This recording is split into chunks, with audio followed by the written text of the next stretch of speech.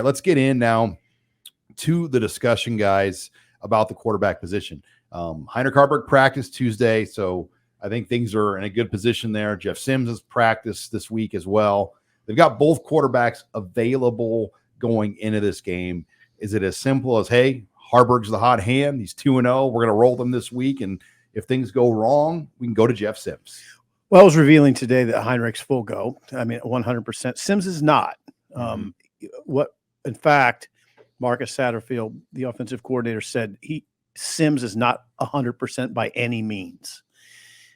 Come on, doesn't it look like it's pointing towards Harberg again? Yeah, I mean, I think it's just that's what we should assume until someone says differently, especially when you read the tone that Satterfield. I mean, not only did he say he's full go, like everyone that went up to the podium on Tuesday in the post practice interviews just raved about Harberg. Really? Talked about him like he's the guy. And that he just carries himself with his confidence, and guys are rallying around him, and he looks like he's a 3-year starter and all this stuff. So either he's having that great of an impact, and if so, of course you roll with him, or everybody is trying to intentionally rally around him and boost him up because they know that he has to be the guy with Sims' situation. Well, he makes runs, and again, I wrote this week, he kind of did his own tribute to Taylor Martinez and Adrian Martinez. Ooh, I like that, Sean. In the game. I mean, he had his Martinez square moments. Yeah. That's a good point. He had those long runs. I mean, God, he's fast. That gets your attention. Well, he was going to contend to win the 100 meters before, COVID canceled this track. Then he is an early enrollee. Would he just won C2 or the whole thing? Well, there's only C in track. We would have had a chance in a lot of events in track and C. His mother was an Oklahoma State track athlete. So he's got track. And then his dad was a Nebraska fullback. Oh, it's a really evidently it makes a hell of a quarterback. Yeah. It's it's really an appealing sight for a football fan seeing a 6'5", 220-pound guy running that fast down the burning field. DBs at the second level. He did. He ran past DBs for Louisiana Tech. And then Satterfield today, interestingly, said one thing he needs to work on is his conditioning. He said he makes those long runs and is hyperventilating. Like Rocky. Yeah. He said he was like Rocky in the 8th round, could barely stand up.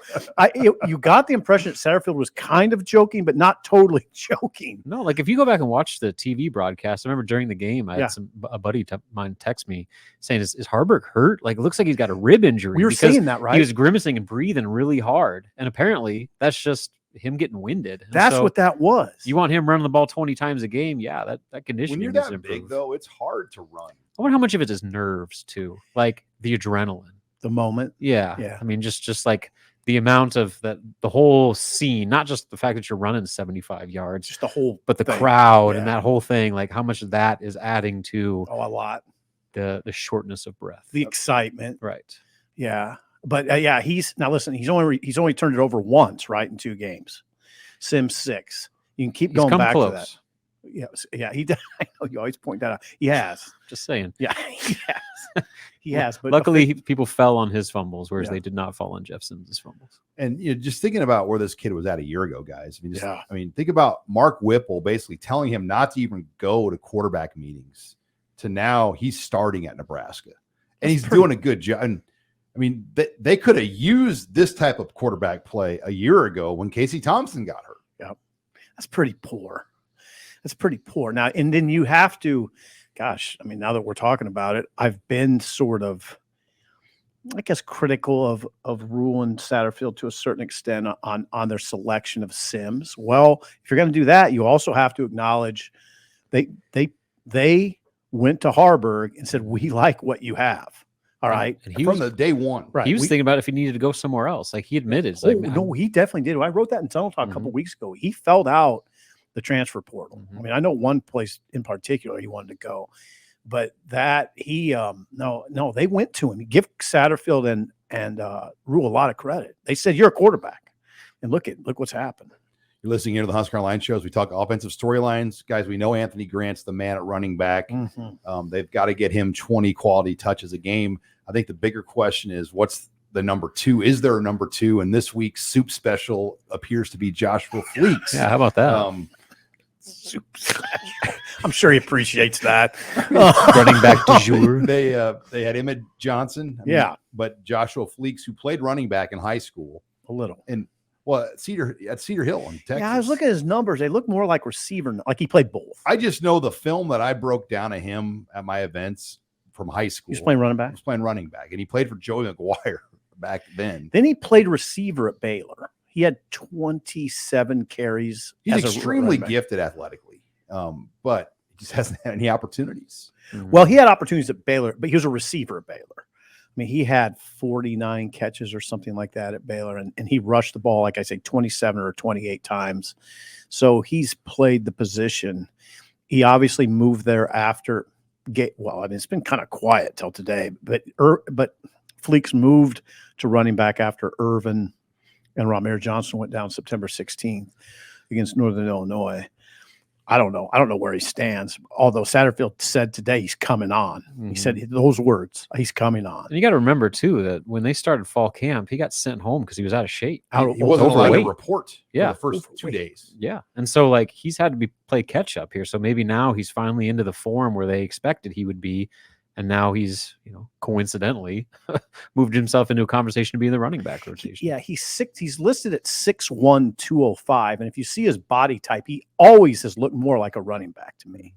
I mean, from the moment I saw him, I thought, man, he looks like a running back. Is he more of a third down kind of receiving type back option? See the new Ramir? I don't know. That's Emmett. I mean, they say that about Emmett Johnson.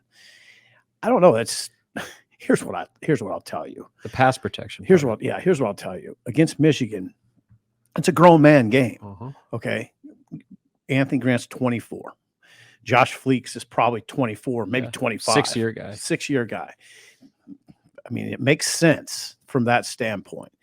Running Emmett Johnson into Michigan's defense, I would not be overly comfortable with. Or Quentin Ives. Yeah, or Quentin Ives. I'm just saying, they're just kids.